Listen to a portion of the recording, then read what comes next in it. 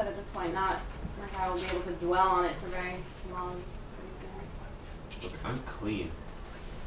I think I'm done playing.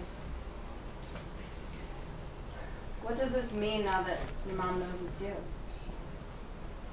I don't know. It means she knows. This last dream had to be mine. Interior, Rose Estate, Rose's room, Thursday early morning. Ro is laying next to Aubrey in his bed. She is asleep facing away from him. Ro is on his back with his eyes open. He looks over at Really? Horrible dream, Jonas. he slowly gets out of the bed. Interior, Rose Estate, Scout's room. Continue. Scout and Debbie are fast asleep. Ro wheels in the dream unit. He plays it on the side of the bed where Scout sleeps. Ro pulls out a tranquilizer. Oh my god, there's so much. Just do it. On Scout. He flinches but remains asleep. He pulls out an eyedropper and applies 3 drops in each of Scout's eyes. And he then walks over to Debbie and does the same. He pulls out the sensors and hooks them up to Scout. He adjusts the dials and knobs until the screen picks up a distorted image. He stares at the dream. Oh shit, this is a huge scene. You guys, get up, lay down on this shit. Okay. Let's get some bed action. Fucking be in bed. This is a big deal. This is the end of 11. Oh, snap. So once again, Ro is about to steal. This is weird. I'm really digging woo! it. It's like, Is that lean back there? Knock it off. sure. There we go. There you go. Yeah, me and my 6 hands. Alright, so Ro adjusts the dials and knobs until the screen picks up a distorted image. He stares at the dream. Liar. Can't dream for shit and you're ugly. Ro swats Scout's head, violently twisting it and burying his face in the comforter. Ro slouches down at the bedside and closes his eyes for a moment when he hears Scout gasp. Scout struggles for breath dramatically. Ro stands up and looks at him, panicked. He looks over at the screen, which flashes bright white before commencing a strobe effect. The flashing slows down as the bright white intensifies and bathes Ro in light. The strobe ceases for a second, but before flashing again, but this time with a small, dark shadow encroaching the upper right portion of the screen. The hole in the light slowly gets larger. Ro looks back over to Scout and sees the side of his face is turning a light shade of purple. He pulls Scout's face upward, tilts back his head, and tries to free his breathing passage. He pries open Scout's mouth, pulls out his tongue, he listens and hears breath. Scout props up his pillow to ensure Scout's air passage remains open. Ro drops back to the floor, exhausted. What the hell was that? He rubs his head to soothe the pain and digest the moment. He gets up, collects his gear, begins to wheel it out when he looks over at his mom, who is still in a deep, drug-induced snooze. He walks over to the side of the bed, he unravels the sensors and hooks her up. He turns everything on and fiddles with the knobs. A crisp, clean picture shows on the monitor. Ro seems disinterested by the dream images.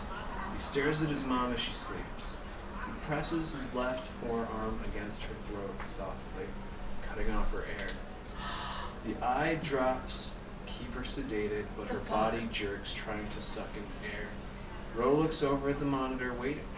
Ro looks back at Debbie as the color of her face begins to change. He looks over at the monitor again and sees the image flash as it had with Scout. The same shadow appears near the corner. Ro squints to make out its shape.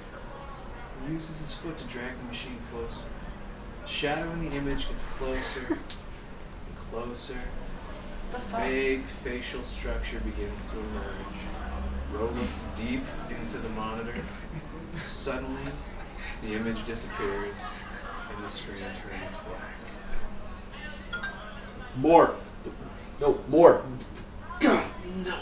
Ro looks at his mom who has stopped moving. He removes his arm from her throat. She's lifeless. Mom? Mom, no, Deb, Mom. What the fuck? Mom. You just killed her. He shakes her violently. Mom, damn, wake up, you're not funny. He slaps her in the face. Wake up, please. How could you? Ro backs away from the bed for a while. He looks over at the dream machine and begins methodically wrapping up everything. He moves it out of the way. Debbie is pale and motionless. Scout sleeps next to her, calm, faintly snoring. Ro enters, dragging Scout's rug next to the bed. He pulls her body from the bed to the rug. She crashes to the ground. She is naked and has shit the bed. Ro turns away and gags. He throws up on the ground.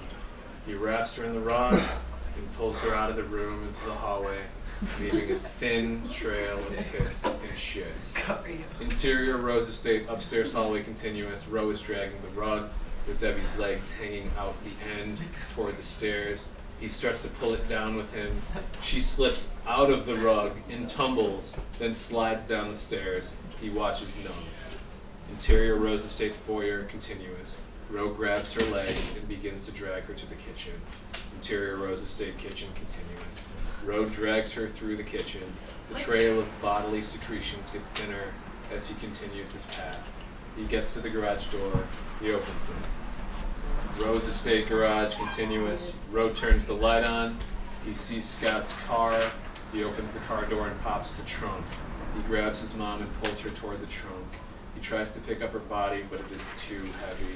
He grabs a leg, tries to levy her into the trunk, but she quickly falls back to the ground. Frustrated, Ro begins to cry. He starts to kick the back of Scout's car repeatedly. He calms down and walks back into the kitchen. Interior Ro's kitchen continuous. Ro walks through the kitchen and glares at the islands.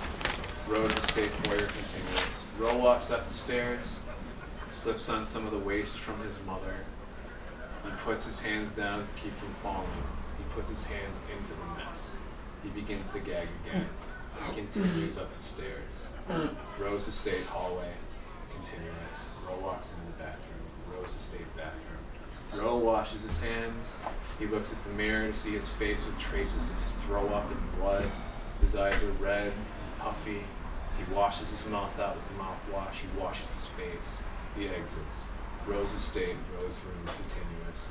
Ro slowly looks into the room to see Aubrey fast asleep. He walks into the room and grabs his phone from the nightstand.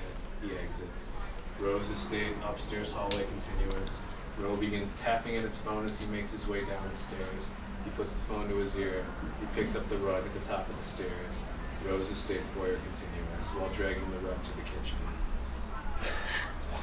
Belle, you have to come to my house. We have more dream fodder to deal with. She's a corpse. Episode 11! I knew she was gonna die.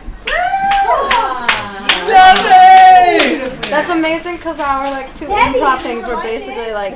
Where is Josh? Josh is the big winner. You called it, man. Oh, I know, You right? fucking called it. I called it too that she died. Did you? Yeah, I heard him say it. But yeah, good call. I totally called that she died. She's the most sympathetic. She's the only We one care the most about that we Debbie. care about. True. That's like Everybody else is a piece of shit, but Debbie is like You're totally so- pure through the whole thing. Oh, you're so right. It's so awful God, that I'm she so dies, mad at myself. That's right? Yeah. It's so shitty. fuck you, little you. Well, in our group thing, assholes. Evil and manipulative, right? Evil and manipulative. Yeah, boy. Is that why Mike's not really here? You suck more than ever. No. Mike's in the trunk of a car in Indiana. I believe it. So another 7-10 minutes. Last episode after that. No, let's just do it. Let's just jump in. Oh,